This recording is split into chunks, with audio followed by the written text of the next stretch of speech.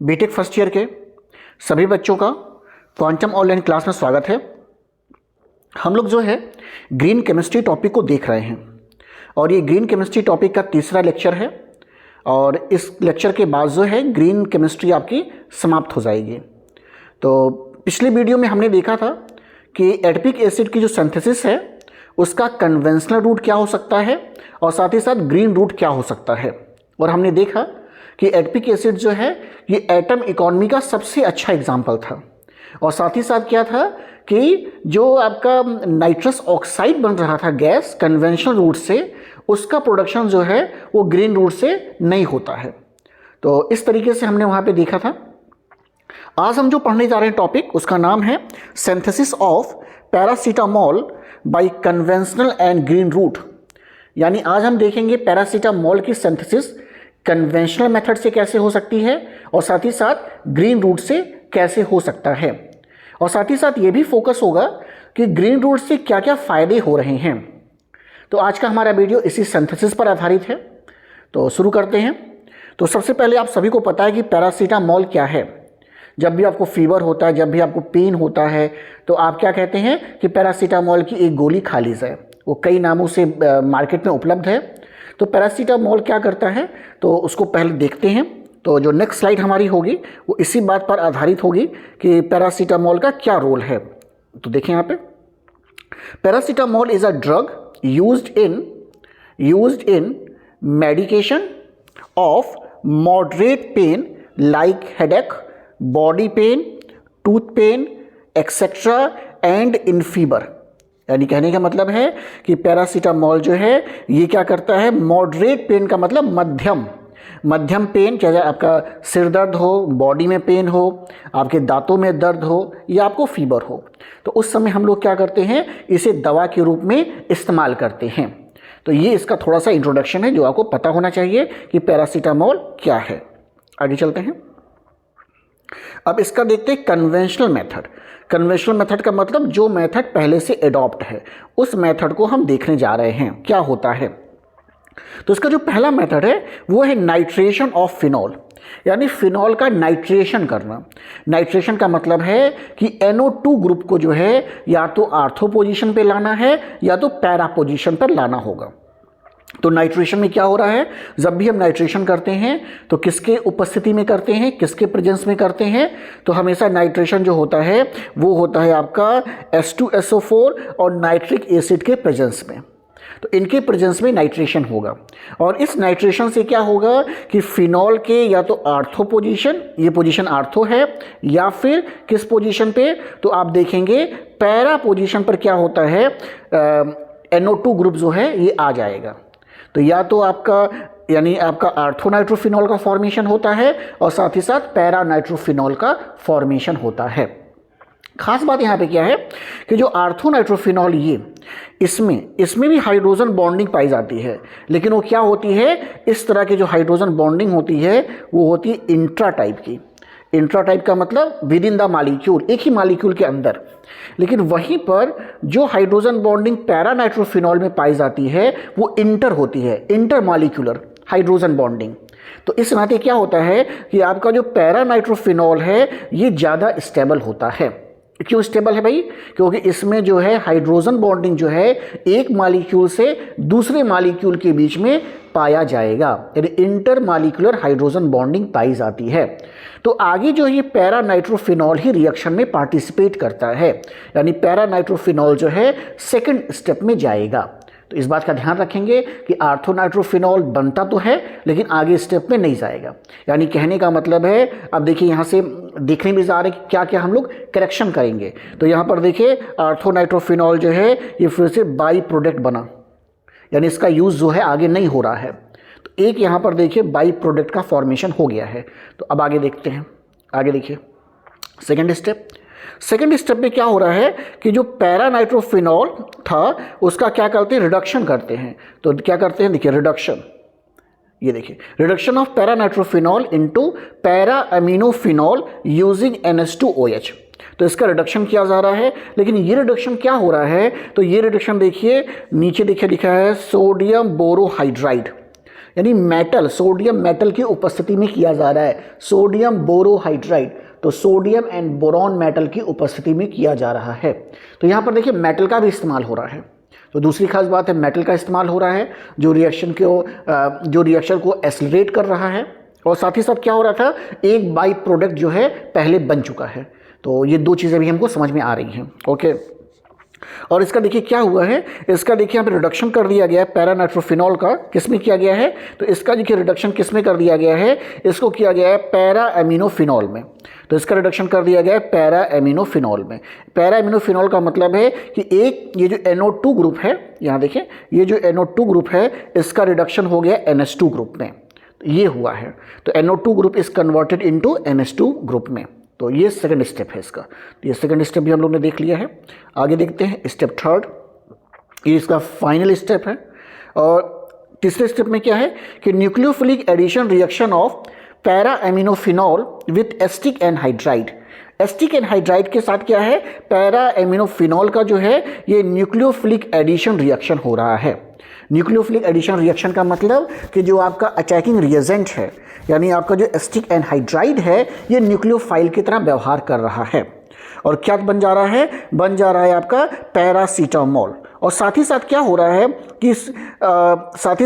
रहा है कि यहाँ पर एस्टिक एसिड जो है, ये देखिए यहाँ पे ये नीचे ये एस्टिक एसिड जो है ये फिर से बाई प्रोडक्ट के फॉर्म में बन रहा है। और ये प्रोसेस किसके प्रेजेंस में हो रही है, तो ये प्रोसेस प्रेजेंस में हो रही है सोडियम एसीटेट की। तो ये बातें यहाँ पर देखने को मिलेगी, यानी पैरा एमिनोफिनॉल जो है एस्टिक एनहाइड्राइड के साथ रिएक्शन कर रहा है इन the presence of sodium acetate. तो क्या बन रहा है, पैरासीटामोल का फॉर्मेशन हो रहा है, और साथ ही साथ एस्टिक एसिड जो है बाई प्रोडक्ट के फॉर्म में बन रहा है। तो ये 3 स्टेप में होने वाला रिएक्शन है।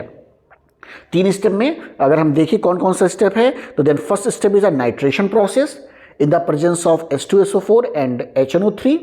और क्या बन रहा है, para nitrophenol and orthonitrophenol. Para nitrophenol जो है ये फिर से रिडक्शन में जा रहा है, यहाँ देखें रिडक्शन में जा रहा है, और ये कन्वर्ट हो रहा है पैरा एमिनोफिनॉल में। और तीसरा step is a last step, इसमें न्यूक्लियोफिलिक एडिशन रिएक्शन हो रहा है, और न्यूक्लियोफिलिक एडिशन रिएक्शन से क्या हो रहा है, पैरासीटामोल का फॉर्मेशन हो जा रहा है। तो ये 3 स्टेप ही हैं, आप इसको आसानी से याद कर सकते हैं, nitration, reduction and nucleophilic addition reaction. तो ऐसे 3 ही स्टेप अगर आप लिख दोगे तब पर भी आपका काम चल जाएगा। तो ये 3 स्टेप का रिएक्शन है, और ये पैरासीटामोल का स्ट्रक्चर है, इसे देख लें। तो ये पैरासीटामोल का स्ट्रक्चर है, बहुत सिंपल स्ट्रक्चर है। NH की जगह COCH3 लगा दीजिएगा, एक H हटाइएगा यहाँ पे, देखिए यहाँ पर इससे पहले NH2 था, तो इस NH2 की जगह NH करके COCH3 को इंट्रोड्यूस कर लीजिएगा। ये COCH3 है, ये COCH3, तो ये पैरासीटामोल है। तो ये जो है आसानी से बन सकता है। अब देखिए क्या क्या कमियां रह गई हैं, उन्हीं कमियों को दूर करने के लिए ग्रीन रूट आएगा। तो देखिए क्या है, तो देखिए अगर आपने इसका 12 जो है ये पढ़ा है, रूल्स प्रिंसिपल पढ़े हैं, तो उसमें देखिए पहला प्रिंसिपल है प्रिवेंशन। प्रिवेंशन का मतलब है कि कोई चीज़ बने उससे पहले उसको बनने से रोक लिया जाए। मतलब कोई बाई प्रोडक्ट बने फिर उसका आप डिस्पोजल सोचें, इससे पहले उसको बनने ही ना दिया जाए। तो यहाँ पर देखिए 2 बाई प्रोडक्ट का फॉर्मेशन हो रहा है। एक तो क्या है, देखिए लास्ट स्टेप में एस्टिक एसिड बन रहा है, और पहले स्टेप पे बन रहा है आर्थोनाइट्रोफिनॉल। इन दोनों का कहीं यूज़ नहीं है, तो इनको क्या करना पड़ेगा, इनका डिस्पोजल करना पड़ेगा। तो इसलिए अगला जो रूट आने वाला है इसी को दूर करने के लिए आएगा। और दूसरा क्या है, दूसरा देखिए क्या लग रहा है, यहाँ पे मेटल भी लग रहा था, सोडियम बोरोहाइड्राइड, तो वहाँ पर मेटल का इस्तेमाल किया जा रहा था। अगले स्टेप में मेटल का भी इस्तेमाल नहीं किया जाएगा। ओके, और साथ में हम लोग क्या देखेंगे, हम लोग एटम इकोनॉमी को बढ़ाएंगे। एटम इकोनॉमी बढ़ाने का मतलब है यील्डिंग को बढ़ाएंगे।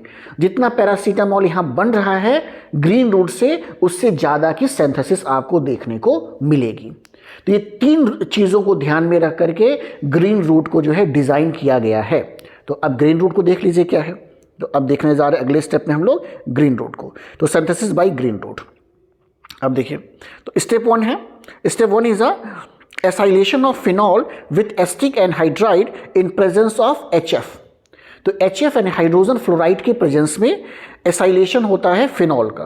तो फिनॉल का एसाइलेशन हो रहा है एस्टिक एनहाइड्राइड के साथ। HF के प्रेजेंस में। और ये किस में देखिए बदल जा रहा है, ये बदल जा रहा है, देखिए बदल जा रहा है 4 हाइड्रोक्सी एसिटोफिनॉन में।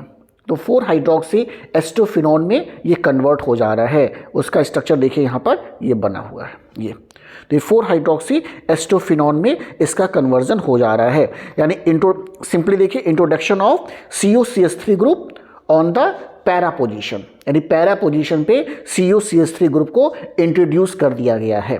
बस यही आप ध्यान में रखिएगा। तो ये आपका पहला स्टेप है। ओके, अगला स्टेप देखिए, सेकंड स्टेप इसका। सेकंड स्टेप ये ग्रीन रूट का स्टेप है। सेकंड स्टेप देखिए, सेकंड स्टेप है कि reduction of aldehyde and ketone.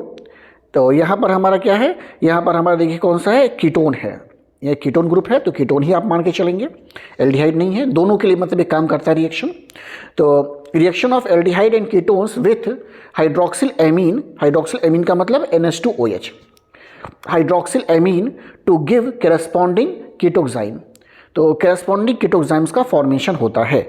यानी जो आपका फर्स्ट स्टेप में बना था 4 हाइड्रोक्सी एस्टोफिनॉन, क्या करना है उसको जो है रिएक्शन कराना है किसके साथ, हाइड्रोक्सिल एमीन के साथ, यानी NH2OH के साथ। तो आपको कीटोक्साइम मिल जाएगा। तो देखिए यहाँ पर कीटोक्साइम का फॉर्मेशन हो गया है। तो ये देखिए यहाँ पर कीटोक्साइम का फॉर्मेशन हो गया, ये देखिए इस तरीके से। तो ये जो है आपका सेकंड स्टेप है। तो इस सेकंड स्टेप को आप जो है कीटोक्साइम के नाम से जानेंगे। अगला स्टेप देखिए कहीं भी अभी मेटल नहीं आया है। और देखिए दोनों ही स्टेप में अभी कहीं कोई बाई प्रोडक्ट नहीं बना। देखिए यहाँ देखिए एक सिंगल प्रोडक्ट बना है जिसका नाम है 4 हाइड्रोक्सी एस्टोफिनॉन, और फिर 4 हाइड्रोक्सी एस्टोफिनॉन जो है ये कीटोक्साइम में कन्वर्ट हुआ है। तो देखिए ना बाई प्रोडक्ट बना है और ना ही अभी तक किसी मेटल को इंट्रोड्यूस किया गया है। ठीक है, अगला स्टेप जो लास्ट स्टेप होगा इसका, स्टेप थर्ड, बस कुछ नहीं करना है, उसको रीअरेंज कर लेना है। जो भी आपका कीटोक्साइम बन रहा है उसका जो है बैकमैन रीअरेंजमेंट हो रहा है एसिडिक मीडियम में। तो देखिए रीअरेंजमेंट कर दिया जा रहा है। हमको चाहिए NHCH3CO चाहिए था। तो देखिए उसी फॉर्म में ये बन गया है। बस आपको कीटोक्साइम को रीअरेंज कर देंगे तो पैरासीटामोल का फॉर्मेशन हो जाएगा। तो देखिए फिर से देखिए कोई बाई प्रोडक्ट नहीं बना। तो इसका मतलब है कि ये जो है प्रिवेंशन का सबसे अच्छा एग्जाम्पल आपको देखने को मिला कि बाई प्रोडक्ट का फॉर्मेशन ही नहीं हुआ है, प्रिवेंट कर दिया गया है। दूसरा, किसी मेटल का इस्तेमाल नहीं किया गया है। और तीसरा, इसमें यील्ड भी ज़्यादा आएगी। तो ये तीन चीज़ों को देख करके ग्रीन रूट को बनाया गया है। तो मैंने इसका लिखा होगा एडवांटेज क्या होना चाहिए। तो अच्छा, मैंने एक जगह देखिए synthesis of paracetamol by conventional route, एक ही जगह मैंने सभी चीज़ को इंट्रोड्यूस कर दिया है जिससे आपको एक ही जगह आपको समझ में आ जाए। तो देखिए पहला स्टेप जो है ये यहाँ देखिए ये वाला, ये आपका आर्थोनाइट्रोफिनॉल है और ये देखिए पैरानाइट्रोफिनॉल। और फिर देखिए आपका पैरानाइट्रोफिनॉल जो है सोडियम बोरोहाइड्राइड के प्रेजेंस में रिएक्शन कर रहा है। तो आपका फिर से जो बन रहा है पैरा एमिनोफिनॉल का फॉर्मेशन हो रहा है। और पैरा एमिनोफिनॉल का ही कन्वर्जन किस में हो जा रहा है, इसका कन्वर्जन हो रहा है पैरासीटामोल में। और साथ में बाई प्रोडक्ट का भी फॉर्मेशन हो रहा है। तो मैंने लिखा है acetic acid as a byproduct, यानी इसके साथ ही साथ एस्टिक एसिड भी बन रहा है। तो ये मैंने एक ही जगह क्या कर दिया है, आपका पैरासीटामोल का कन्वेंशनल रूट जो है ये बना दिया है। इसके अलावा जो है ये ग्रीन रूट भी मैंने दिखाने के प्रयास किया एक ही जगह पर। तो देखिए एक ही जगह पर हमने दिखाया कि पहले स्टेप में 4 हाइड्रोक्सी एस्टोफिनॉन बन रहा है और 4 हाइड्रोक्सी एस्टोफिनॉन अगले स्टेप में कीटोक्साइम में कन्वर्ट हो रहा है और कीटोक्साइम जो है नेक्स्ट स्टेप में कन्वर्ट हो जा रहा है पैरासीटामोल में। तो एक ही जगह इन तीनों स्टेप को हमने यहाँ पे दिखाया है। तो ये इसका ग्रीनर रूट है, ग्रीन रूट के नाम से जाना जाता है। तो आप इसे भी नोट कर सकते हैं। और फिर इसका एडवांटेजेस मैंने लिखा है, क्या क्या एडवांटेजेस हैं। तो देखिए मेटल फ्री है, जो मैं बार बार जिक्र कर रहा हूँ कि मेटल का इस्तेमाल नहीं होता है ग्रीन रूट में। इसके बाद देखिए कोई भी एडिटिव फ्री है, किसी भी एडिशनल केमिकल का यूज़ नहीं किया गया है, कोई भी not containing any chemical additives, किसी भी एडिशनल केमिकल का इस्तेमाल नहीं किया जा रहा है, ये भी इसमें एडवांटेज है। दूसरा, हाई यील्ड एंड सिलेक्टिविटी, इसमें यील्ड बहुत ज़्यादा है। यील्ड का मतलब जो है प्रोडक्ट का फॉर्मेशन बहुत ज़्यादा हो रहा है ऐसा। और हाई एटम इकोनॉमी, और एटम इकोनॉमी का मतलब है कि जितना आप रिएक्टेंट ले रहे हैं उससे अधिक क्या बने, प्रोडक्ट बने। तो ये कहलाता है हाई एटम इकोनॉमी।